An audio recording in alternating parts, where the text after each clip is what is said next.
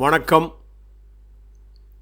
ராமதேவர் என்கிற யாக்கோபு சித்தர் சொன்ன எளிய பக்குவம் யாக்கோபு வைத்திய சிந்தாமணி எழுநூறில் இருக்குது.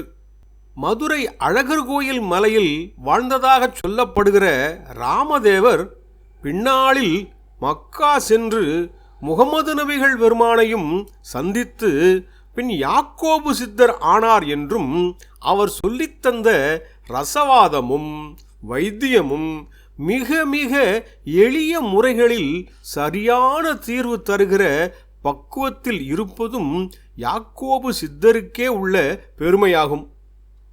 இந்த பதிவில் சரியா சாப்பிட முடியாம கஷ்டப்படுறவங்களுக்கும் எல்லாம் இருந்தும் வகை வகையா கறிகளும் இனிப்புகளும் இருந்தாலும் கூட இந்த வாய்க்கு ருசி தெரிஞ்சாலும் வயிற்றுக்கு ஒத்து வரலையேன்னு வருத்தப்படுறவங்களுக்கு இந்த பிரண்டை ரசம் எப்படி செய்யறது, எப்படி சாப்பிடணும்னு ரெண்டு பாட்டில் சொல்லித்தரார்.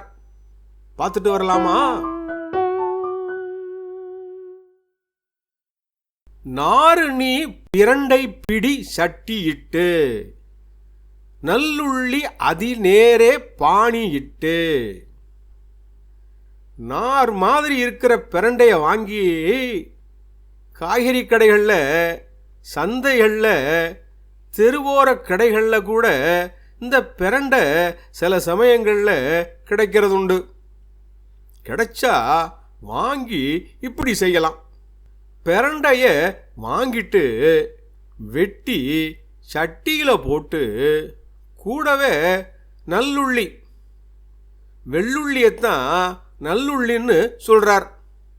அப்படி வெள்ளை பூண்டில் நல்ல பூண்டா ஒரு 10 பூண்டை தோலை உரித்து எடுத்துட்டு சட்டியில் பிரண்டையோடு போட்டு கொஞ்சமாக தண்ணி ஊற்றி வேக வச்சு எடுத்துட்டு அதை மத்தால் கடைஞ்சி எடுத்துட்டு கூடவே வேணுங்கிற அளவுக்கு எடுத்துட்டு தண்ணியோட கலக்கி மிளகாயும் மிளகும் உப்பும் சேர்க்கணுங்கிறார்.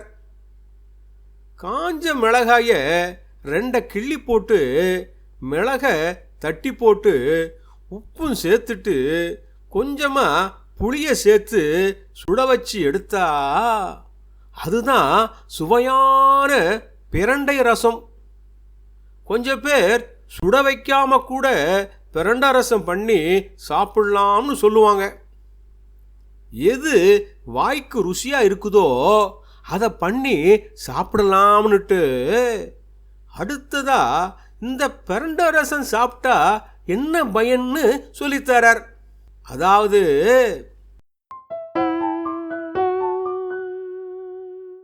உண்டிடவே திரிநேரம் வாந்தி வாய்வு, உண்மை சரியா மாந்தம் பேதி எல்லாம்.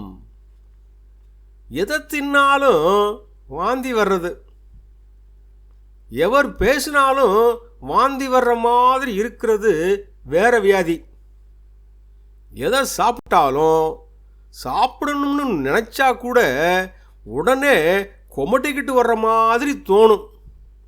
சில சமயங்களில் வாந்தியாகவே வெளியில் வந்தாலும் வரும். எதை சாப்பிட்டாலும் வாயு பிரியறது ரொம்ப கொடுமையானது. நடக்கும் போதும் உட்காரும் போதும் லேசாக குனியும் போதும் கூட்டத்தில் இருக்கும் போதும் தனியாக இருக்கும் போதும் டமால் டமால்னு சத்தத்தோட வாயு பிரியறத பக்கத்தில் இருக்கிறவங்க கேட்டாங்கன்னா சிரிக்கத்தானே செய்வாங்க. சில சமயம் வயிறு வீங்கி கீழேயும் வராமல் மேலேயும் போகாமல் வயிறு உப்பி சரியாக சீரணம் ஆகாமல் புளிச்ச ஏப்பம் வந்துக்கிட்டே இருக்கும். உடனே கடைகளில் போய் அவங்க விற்கிற மருந்தையும் மாத்திரையையும் வாங்கிட்டு போட்டுக்கிட்டாலும் கொஞ்ச நேரத்துக்கு நிலைமை நல்லா இருக்கும். அப்புறம் அதே கதி தான். அடுத்து சீரணமாகாமல் புளிச்ச ஏப்பம், வாயு, நெஞ்சரிச்சல், வாந்தி, வேதியும் மூலவாயுவும் இந்த பிரண்டை ரசம் சாப்பிட்ட கொஞ்ச நேரத்தில் விட்டா போதும்னு தலதறிக்க ஓடும். அது மட்டும் இல்லை, பசி எடுக்க வைக்கும். வாயு போய் வயிறு லேசானா நல்லா தானே இருக்கும். மூல வியாதி அது முளை விட்டுருந்தா கூட சுருங்கி போய் முளையிலேயே மூலம் வராமல் பார்த்துக்கிடுமா. இதை பழங்காலத்திலேயே பெரியவங்க செய்து பார்த்த இந்த பக்குவத்தோட பலன் தெரிஞ்சுக்கிட்டு தான் யாக்கோவும் சொல்கிறேன்னு சொல்கிறார். பிரண்டையில் இவ்வளவு பிரமாதம் இருக்குதுன்னா பிரண்டை ரசம் பண்ணுறதும் நல்லது தானே.